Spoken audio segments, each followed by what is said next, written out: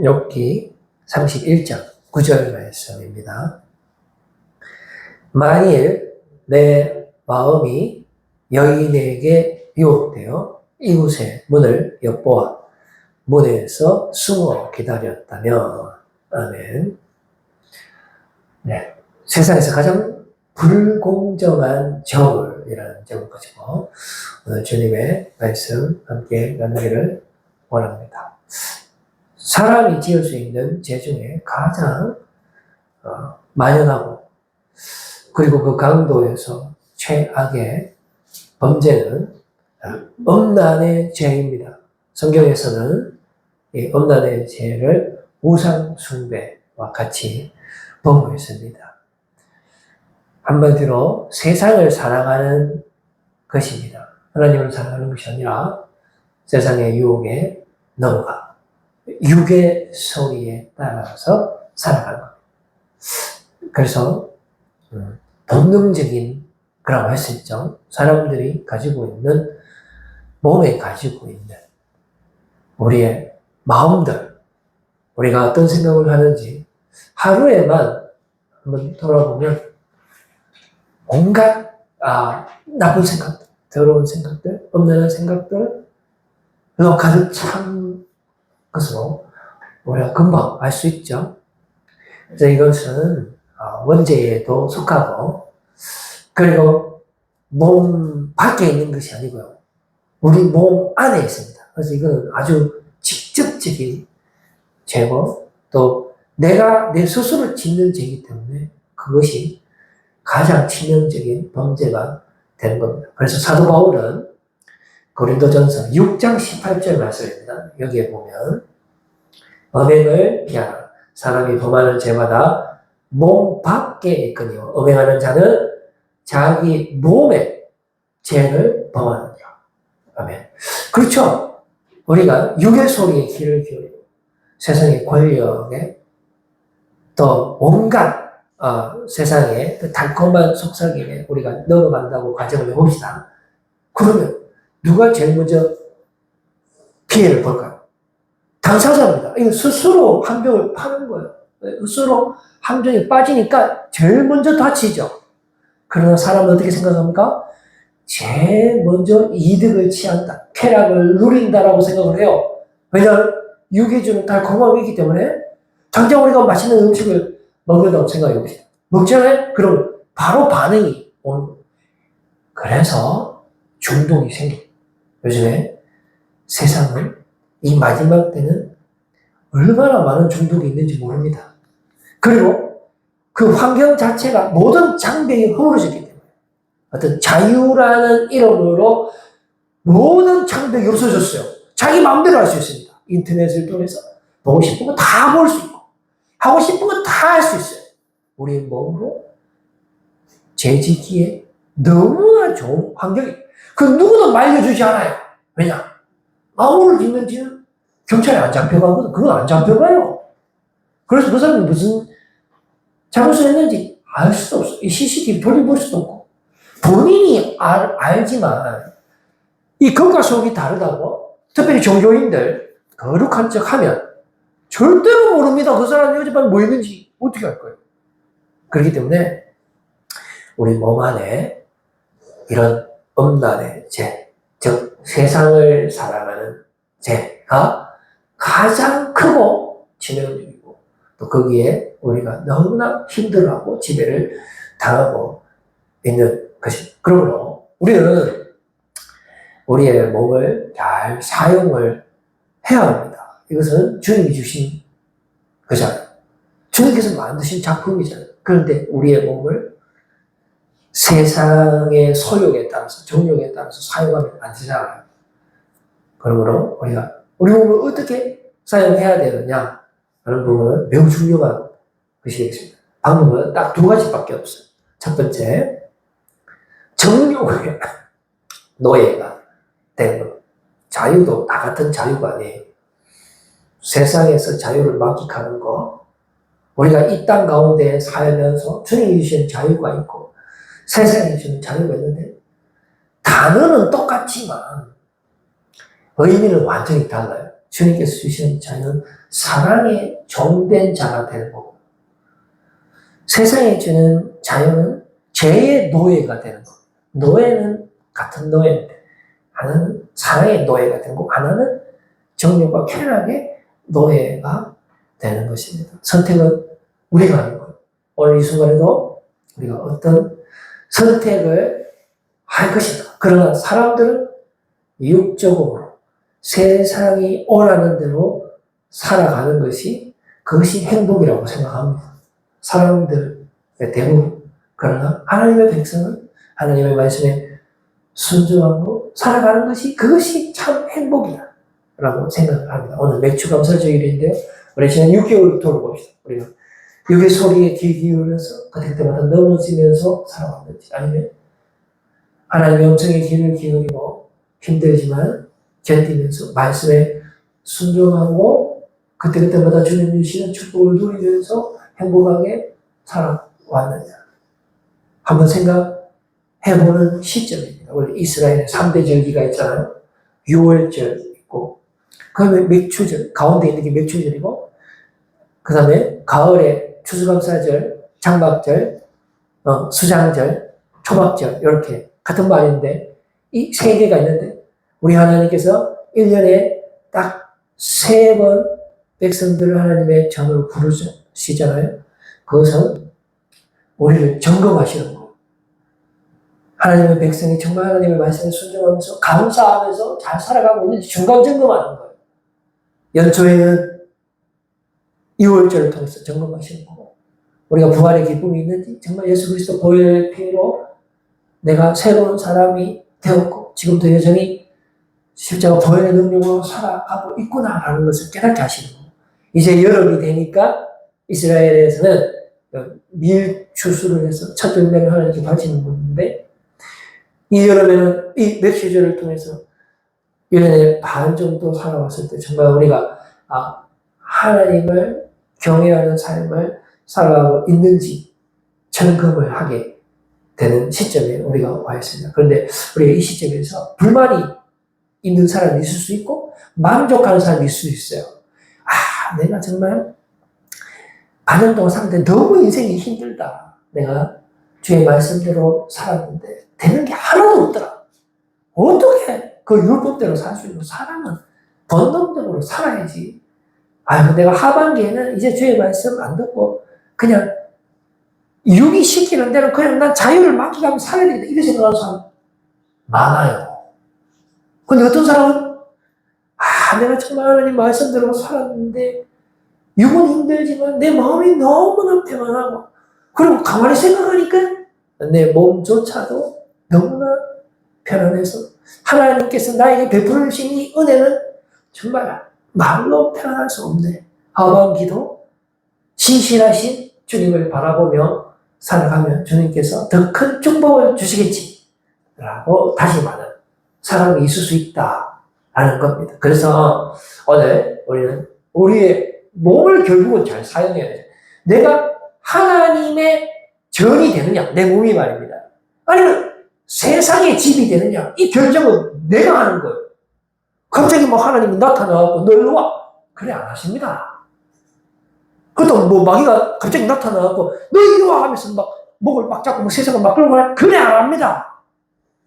우리가 결정할 수밖에 없는 상황이라는 겁니다. 두 가지밖에 없어요. 고린도전서 6장 19절에서 20절 말씀을 보면 이렇게 기록되어 있습니다. 너희 몸은 너희가 하나님께로부터 받은 바 너희 가운데 계신 성령의 전이라잖아요. 이걸 믿느냐 안 믿느냐, 이거 엄청난 차이입니다. 이거 너희 가운데 계신 성령의 전인 줄 알지 못하느냐. 모르니까 이런 소리 하는 거 아닙니까? 너희는 너희 자신의 것이 아니라 하나님의 것이죠. 우리는 하나님이 만드셨고 하나님에게 우리 소유권이 있어요. 그렇게 생각하면 얼마나 마음이 평안합니까? 하나님께서 내 몸의 소유권자시니까 내가 내 몸을 함부로 사용할 수 없다. 어떻게 보면 상당히 불공평한 것 같고 말이 안 되는 것 같잖아요. 결정은 내보고 하라 해놔놓고 소유권은 하나님에게 있다. 이거 어떻게 이해할 수 있겠어요? 우리는 이해할 수 없어요. 인간의 지식으로는 이걸 이해할 수 없습니다. 왜? 그러냐.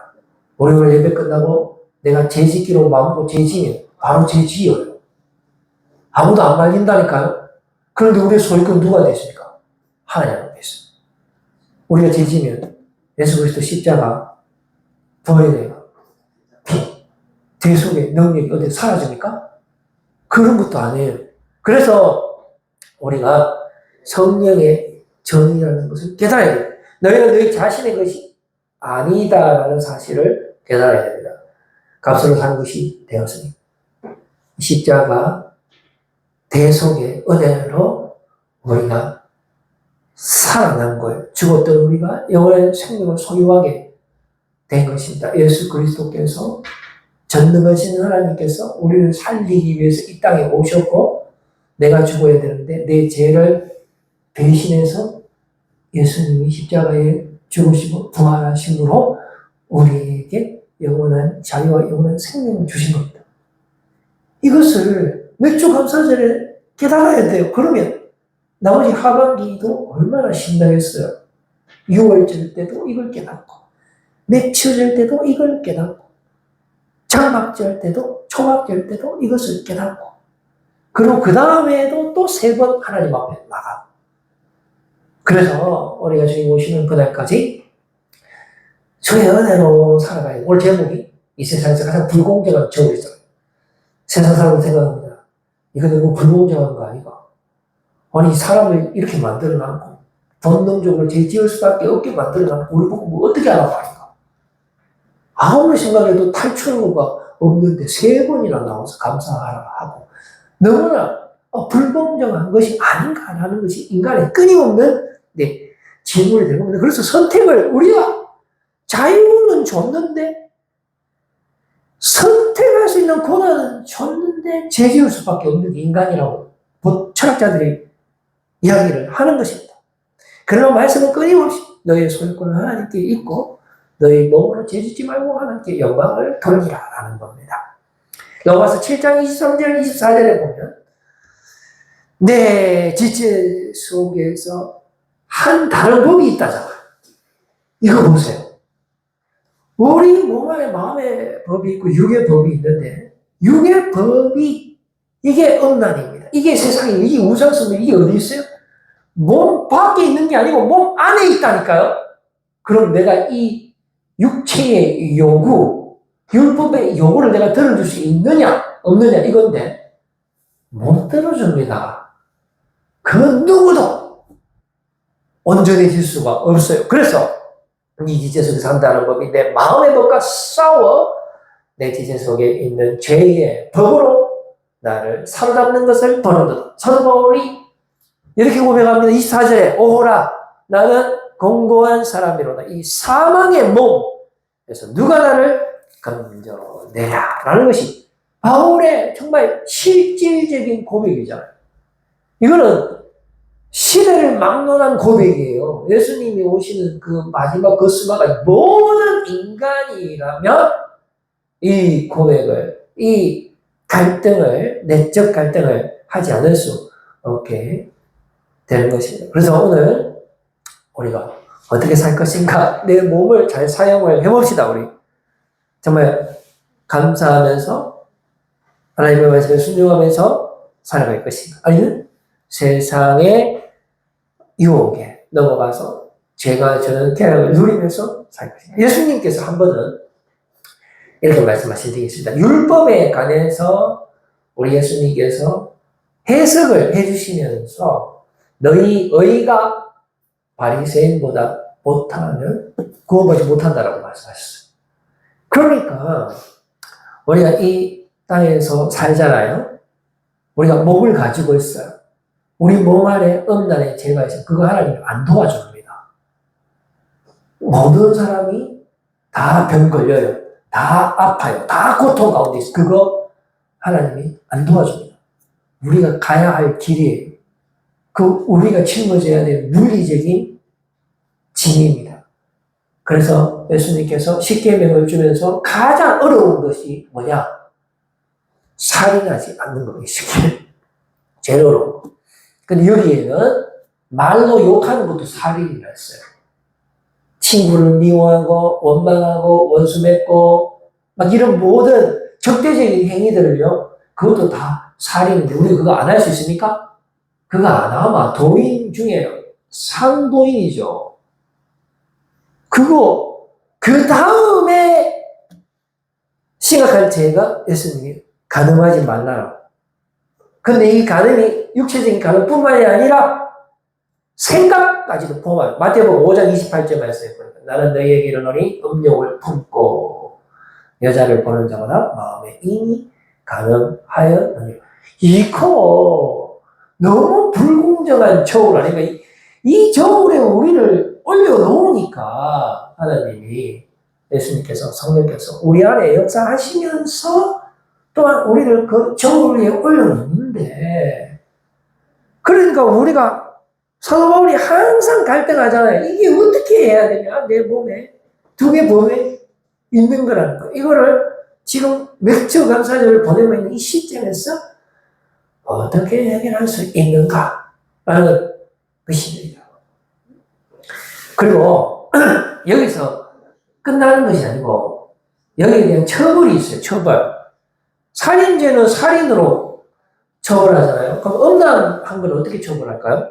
욥기 31장 12절 말씀 보시면 멸망하도록 사르는 불이 나의 모든 소출을 뿌리채 뽑기를 바라라. 집안 완전 망하는 거죠, 이거는. 이 처벌이 무섭단 말입니다. 그러면 자, 우리 솔직하게 오늘 본문 말씀에 보면 욥은 마음으로도 유혹을 이긴다 하잖아요. 그런 사람이 있습니까? 뭐 남자만 이야기할 게 아니고 여자도 마찬가지입니다. 우리 모든 인간들이 세상을 마음으로도 안 사랑하는 사람 있을까요? 근데 예수님 뭐라고 이야기하십니까? 너그 마음까지도 다 올려놔라. 총 다 올려. 일단 다 올리라. 그리고 거기에 따라서 온전하지 못하면 너그 바리새인보다 저울 올리갖고 더 많이 내려가는 것들은 다 탈락이야. 그러고 뭐 어떻게 하라는 말씀이신지 우리가 너무 답답한 상황이잖아요. 근데 욥은 이 시점에서 죄를 안 지었어요. 왜 죄를 안 지었냐면은 욥은 하나님의 처벌이 너무 무서워서 죄를 안 지었다고 이야기하거든요. 이거 지금 이 유혹에 넘어가면 하나님이 날 가만히 안 둘 거니까 난 하나님 너무 겁난다. 그래서 나는 죄를 안 지어야지 해서 실제 죄를 안 지었대요. 그럼 우리는 이 사실을 압니까 모릅니까? 알지. 내가 지금 이 죄를 지으면 얼마나 찜찜합니까? 하나님이 나를 가만히 안 두실 텐데 알아도 육신이 너무 연약하기 때문에 죄 짓습니다. 그게 우리 인간이에요. 그래서 우리가 욥하고 너무 비교가 되잖아요. 욥이 진짜 인간이 맞는가? 욥은 심지어 마음의 간음조차도 하지 않은 사람, 마음의 간음조차도 그야말로 결백한 사람. 여기 30장 1절 말씀 한번 보시면 내가 내 눈과 약속하였나니 어찌 처녀에게 주목하랴. 이 사람은 제가 봤을 때 인간이 아닌 것 같아요. 이 설정 자체가 우리하고 너무 차이 나게 설정이 돼 있어요. 거기에는 하나님의 의도가 있습니다. 이런 엄청난 차이를 오늘 예수 그리스도의 은혜로 실질적으로 채워주신다. 만약에 내가 아프다, 고칠 수 없다, 하나님이 채워주신다. 내가 엄청난 죄 가운데 있어서 돌이킬 수 없는 상태다. 그런데 어떻게 교회에 왔어요? 근데 어떻게 지금 숨 쉬죠? 이 엄청난 차이, 말도 안 되는 은혜가 매주 감사절 지키는 우리 모두에게 있음을 믿으시기를 소원합니다. 그래서 그 나머지 것, 그러니까 살인하는 거하고 그 음란의 죄 말고 나머지 것은 비교적 쉬워요. 이거는 다이렉트가 아니고 인다이렉트, 내 몸 밖에 있는 거기 때문에 욥에게는 너무 쉬워요. 우리한테는 여전히 어렵지만, 예를 들면 허위와 동행하지 않는 것. 우리는 입만 열면 거짓말 하잖아요. 그리고 종들과 가난한 자, 과부, 고아, 나그네의 권리를 지켜주는 것. 우리는 내보다 약한 사람이 있으면 바로 밟아버리잖아요. 그러나 욥은 그렇게 하지 않았어요. 왜? 살인과 흠난의 죄도 안 짓는 사람이 나무 짓고 하고 일도 아니죠. 여기 31장 15절. 나를 태속에 만드신 이가 그도 만들지 아니하셨느냐. 여기서 그는 과부, 고아, 나그네, 가난한 자. 그도 만들지 아니하셨느냐. 우리를 뱃속에 지으신 이가 한 분이 아니시냐. 그런데 왜 나를 벌 주십니까? 지금 욥이 지금 그렇게 말하고 있는 하나님 앞에, 하나님, 나는 사람도 안 죽였고, 난 마음으로도 간음을 안 했는데, 그리고 허위와도 함께 안 했고, 가난한 사람, 부자도 다 도와줬어요. 그런데 왜 내 자식들 다 죽입니까? 그런데 나에게 죽을 병을 줍니까? 이해가 안 되는 거잖아요. 이거는 하나님의 절대 주권입니다. 우리가 외주 감사전에 힘드십니까? 다 하나님 뜻이 있어요. 하나님의 절대 주권입니다. 예수 그리스도의 절대적인 사랑 안에서 그 어떤 어려움도 넉넉히 승리하시는 우리 모두가 되기를 바랍니다. 자, 그래서 이 욥은 금, 재산, 우리는 돈만 보면 눈이 뒤집어지죠. 그러나 욥은 금에 의지하지 않았어요. 그리고 해와 달 같은 거 보면 우리는 막 손이 발이 돼서 빌잖아요. 그러나 욥은 그런 짓 하지 않았습니다. 그리고 심지어 원수들의 멸망도 기뻐하지 않았습니다. 그런데 하나님이 욥을 쳤다는 사실입니다.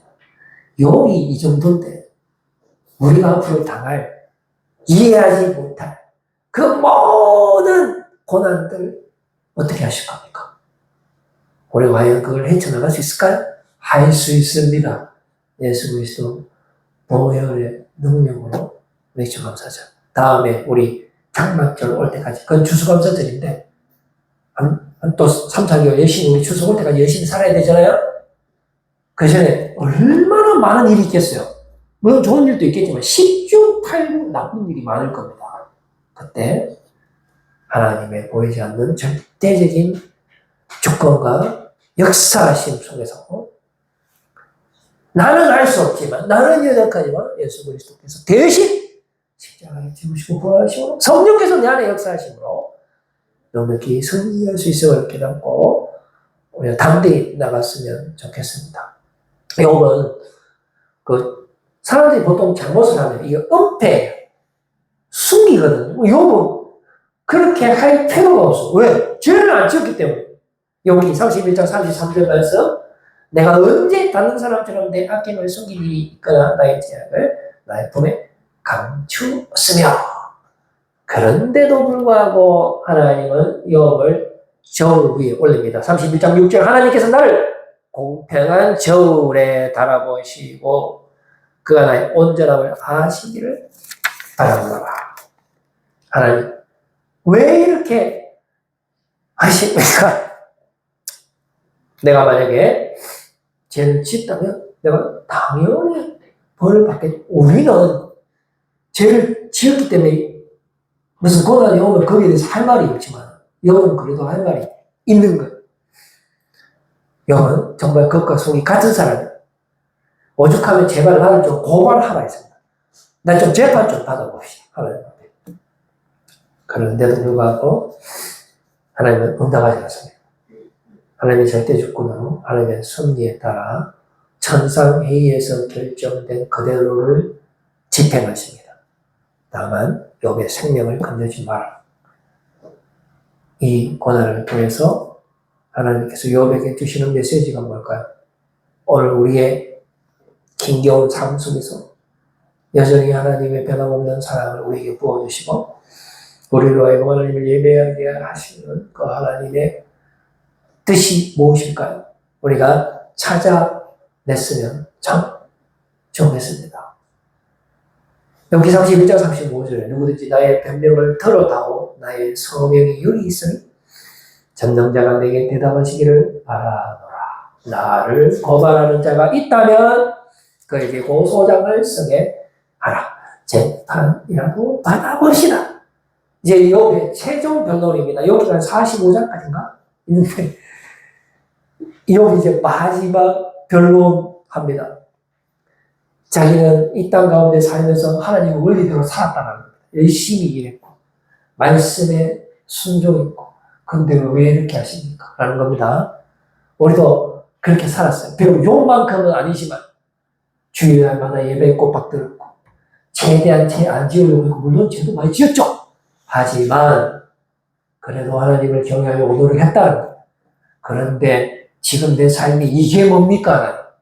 왜 이렇게 하십니까? 물을 수 있죠. 땅의 원리대로 좀 해주세요, 제발. 땅의 원리대로 해주세요. 예수님이 뭐라 했습니까? 바리새인의 의보다 낫지 못하고 안 돼. 그 말은 뭐냐? 땅의 원리대로 하겠다라는 거잖아요. 그러면 하나님 그렇게 한번 해주세요. 하는 겁니다. 그렇게 말할 수 있죠. 욥기 31장 38절에 40절에 만약 내 밭이 나를 향하여 부르짖고 밭이랑이 함께 울었다면 만약 내가 값을 내지 않고 그 소출을 먹고 그 소유가 생명을 잃게 하였다면 밀 대신에 가시나무가 나고 머리 대신에 독머리가 나는 것이 마땅하니라 하고 욥의 말이 그치죠. 그러나 나는 그렇게 하지 않았습니다.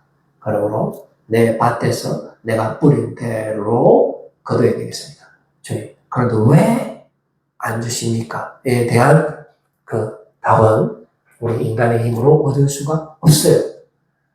그 누구도 얻을 수 없어요. 오직 예수 그리스도의 말도 안 되는 은혜로만, 예수 그리스도 십자가의 능력으로만 모든 것이 채워질 수 있습니다. 우리가 성령의 전이잖아요. 오늘 일치 감사절 하나님 앞에 감사하고 다음 장막절이 오는 그 순간까지 또 성령의 전으로 성령과 함께 넉넉히 승리하시면서 살아가는 우리 모두가 되기를 소원합니다. 기도하겠습니다.